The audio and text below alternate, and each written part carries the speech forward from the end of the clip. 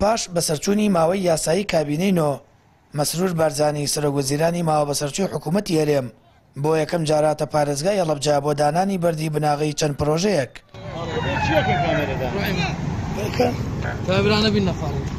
چاودێرێکی سیاسیش دەڵێت ڕابردوو سەلمێنەری ئەوەیە بەڵێنەکان بەکردداری جێبەجێ ناکەن.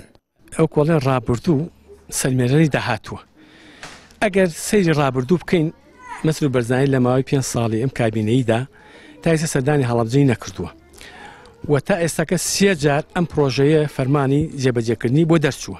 2020 ئەو کۆمپانیایە کە ئێستاکە سەرسیر وەری گرتووە تا ئێستاکەوە 3 جار دێن و بەردی بناغی دانێن و هەڵی ئەوەشێنەوە. ئەگەر سەیری ڕابردوو بکەیت قەنەعەتمان نییە و ئێمە وەکو شاری خەڵکی هەڵەبجە و پارێزگای هەڵەبجە ئەم جارێت جێبەجێ بێت، چونکە وا دەزانین کاتی هەڵبژاردنە و هیچ وەرەقەیەکی زەختیان بەدەستەوە نەماوە، ئەیانەوە بەم شێوەیە دڵی خەڵکی ڕازیکەنەوە. تەمەنە ئەکەین کە ئەم جارە لە ڕاستیان بێت، بەڵام گە سەیری ڕابردوو بکەین قەنەعەتمان وانییە کە ئەم جارێژ ئەم پرۆژەیە جێبەجێ ببێت. هاوڵاتیانی هەڵەبجە دەڵێن شارەکەیان پارچەیەک لە برینی ساڕێژ نەبووە. لەم قەیرانە قوڵە دارایی و ئابوووریەدا تەواو بێومێدن لەوەی خزمەتی پارێزگاکەیان بکرێت، بە تایبەت لە سەروبەندی چاوەڕوانیەکانی هەڵبژاردننی پەرلەمانی کوردستان. بۆیە هیوایان ئەوەیە سەردانەکەی سەرۆکی حکوومەتی ماوە بەسەرچوو لانی کەم ببێتەوەی ئەوەی یەکێک لە پرۆژەکانی ڕابردوو بچێتە بواری جێبەجێکردنەوە. خەڵکی هەڵەبجە دوای 36 ساڵ زۆر ناومێت کراوە. جستی هەڵەبجە لە زۆر لاوە ئەناڵێنێ، هیوادارین هاتنی سەرۆکی حکوومەت بۆ شاری هەڵەبجە ئێتر وەکو خەڵکی هەڵەبجە ئەڵێن دوا هاتنی سەرۆک بێ کە بڕیارەکانی جێبەجێ بکە. چەندین بەردی بناغەدانرا لە هەڵەبجە تەنها بەردەکە بۆ دوای تێک دراوە.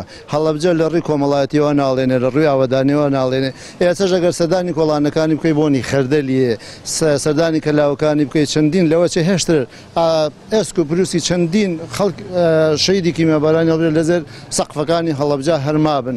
ئێمە لاریمان نییە، ئێمە دەستخۆشیان لێکەین بۆ هەر پرۆژەیەک بۆ هەڵەبجە بکرێتەوە گەورە بێ یان بچووک.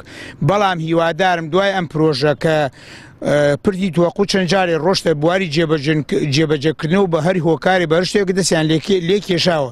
هیوادارم ئەم جارە پردی توەقوت بکرێت پێش ئەم شانزەی سێ دەست بکرێ بە ئیش.